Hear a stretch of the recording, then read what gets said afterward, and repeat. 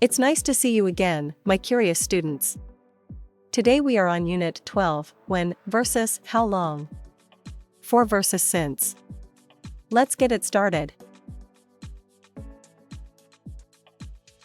When plus past simple. Va How long plus present perfect. tuzilmalarini taqqoslang. When did it start raining? Yomg'ir qachon boshlandi? It started raining an hour ago, at 2 o'clock. Yomg'ir 1 soat oldin soat 2 da boshlandi. How long has it been raining? Yomg'ir qanchadan beri yog'ayapti? It's been raining for an hour, since 2 o'clock. Yomg'ir 1 soatdan soat 2 dan beri yog'ayapti.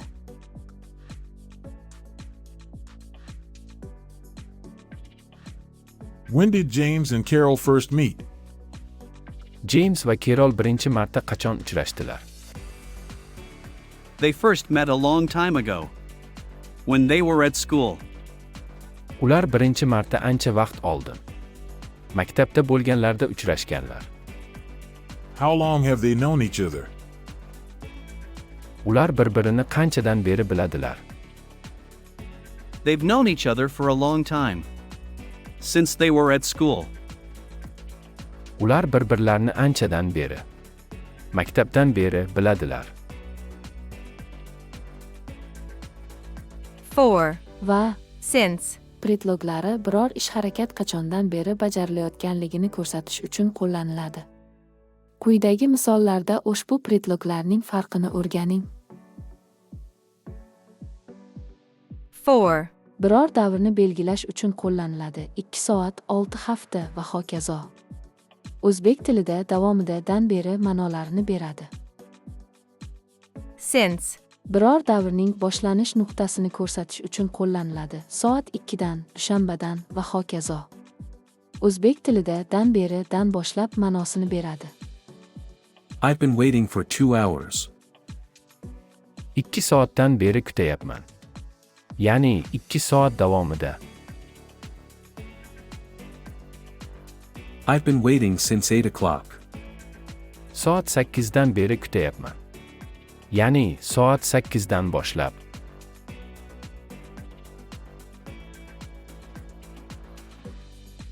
For. Va Since. predloglari odatda quyidagi vaqt bo'laklari bilan qo'llaniladi. For 2 hours, for 20 minutes, for 5 days, for 6 months, for a week, for 50 years, for a long time, for ages. Since 8 o'clock, since Monday, since May 12th, since April, since 1977, since Christmas, since lunchtime, since they were at school. Sally's been working here for 6 months. Sally bu yerda 6 oydan beri ishlaydi. Ya'ni 6 oy davomida. Sally's been working here since April. Sally bu yerda apreldan beri ishlaydi. Ya'ni apreldan boshlab. I haven't seen Tom for 3 days. Tomni 3 kundan beri ko'rganim yo'q. Ya'ni 3 kun davomida.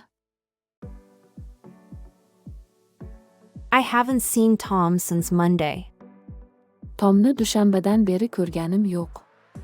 Ya'ni dushanbadan boshlab.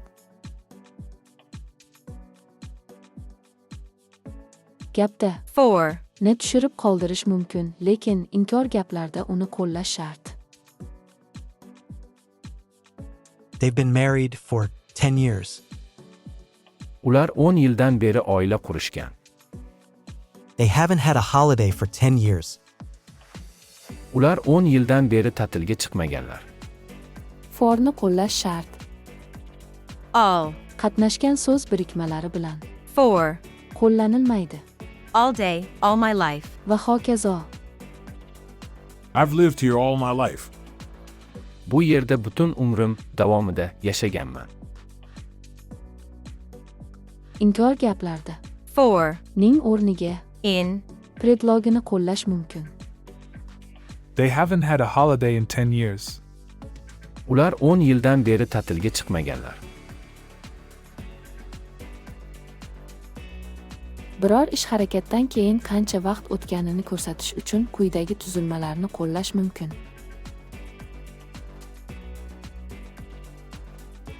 It's a long time since something happened. Or, it's been 6 months since something happened. It's 2 years since I last saw Kevin.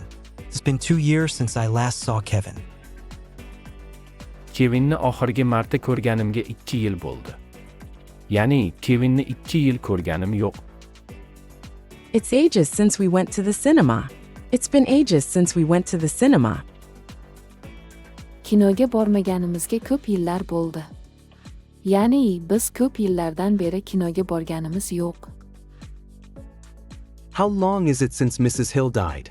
How long has it been since Mrs. Hill died? Mrs. Hill vafot etganiga qancha vaqt bo'ldi? Ya'ni Mrs. Hill qachon vafot etdi? Shu bilan unit 12 o'z nihoyasiga yetdi. Endi odatdagidek Lexika.uz saytiga kiring va ushbu unitga tegishli savollarni yechib olgan bilimlaringizni sinab ko'ring.